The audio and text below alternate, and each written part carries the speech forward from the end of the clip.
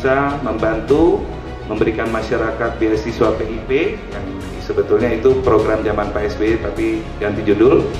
Tetapi itu alhamdulillah hari ini hampir 300.000 anak Aceh menerima beasiswa PIP dari kami melalui kader-kader Partai Demokrat ya di Nagan Raya juga, dan itulah yang Pak SBY bilang, dan sebagian besar itu adalah di barat selatan Aceh.